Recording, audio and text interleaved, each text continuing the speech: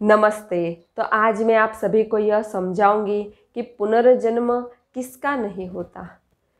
मनुष्य के भीतर कितनी सारी इच्छाएं होती है, कितनी सारी वासनाएं होती है, कितनी सारी कामनाएं होती है और उसी को पूर्ण करने के लिए मनुष्य न जाने कहाँ कहाँ दौड़ता रहता है, दिन रात दौड़ता रहता है। और इसी अतृप्ति की वजह से, इसी असंतोष की वजह से मनुष्य को बार बार जन्म लेना पड़ता है, क्योंकि मनुष्य की इच्छाएं ही इतनी होती है कि वह एक जन्म में पूरी भी नहीं होती, इतनी इच्छाएं होती है।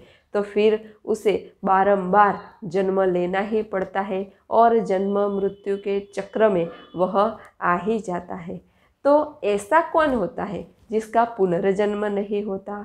तो ऐसे कई महापुरुष हो गए जिन्होंने अपने जीवन काल में ध्यान किया, सत्संग किया, साधना की, अपना तो कल्याण किया ही, पूरे विश्व का भी कल्याण किया। तो ऐसे महापुरुषों के सूक्ष्म शरीर में कोई भी इच्छाएं नहीं होती, कोई भी वासनाएं नहीं होती, उनके भीतर अतृप्ति का भाव भी नहीं होता। उनको ऐसा भी नहीं होता कि मुझे यह चाहिए वह चाहिए, उनको सब कुछ अपने भीतर से ही मिल जाता है। ईश्वर कौन है, परमात्मा कौन है, वह भी उनको पता चल जाता है। उनको यह साक्षात्कार हो जाता है कि ईश्वर कहीं बाहर नहीं, मेरे भीतर है। और वह भीतर से एकदम शांत हो जाते हैं, स्थिर हो जाते हैं, निर्विचार हो जाते हैं। फिर उनके भीतर कोई भी विचार नहीं, कोई भी कामना नहीं, कोई भी इच्छा नहीं, कुछ भी नहीं होता और वह एक शून्य की स्थिति में रहते हैं।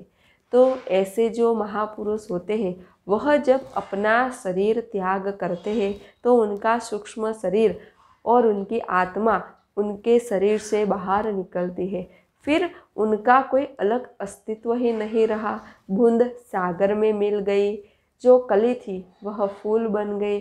तो उनकी जो आत्मा होती है, उनका जो सूक्ष्म शरीर होता है, वह इस विश्व चैतन्य के साथ एकाकार हो जाता है, यानी बूंद सागर में समाहित हो जाती है और फिर वह स्वयं भी विश्व चैतन्य हो जाते हैं। यानी फिर उनका सूक्ष्म शरीर रहता ही नहीं, तो पुनर्जन्म होगा ही नहीं। तो ऐसे कई महापुरुष हैं जिनके सूक्ष्म शरीर विश्व चैतन्य के साथ एकाकार हो गए, वह बूंद से सागर बन गए, विराट बन गए। तो ऐसे जो महापुरुष होते हैं उनका पुनर्जन्म नहीं होता। तो अगर आपका ध्यान के बारे में कोई भी प्रश्न हो तो आप मुझे कमेंट में लिख करके भेज सकते हैं, मैं आपको उसका उत्तर ज़रूर दूंगी। नमस्ते।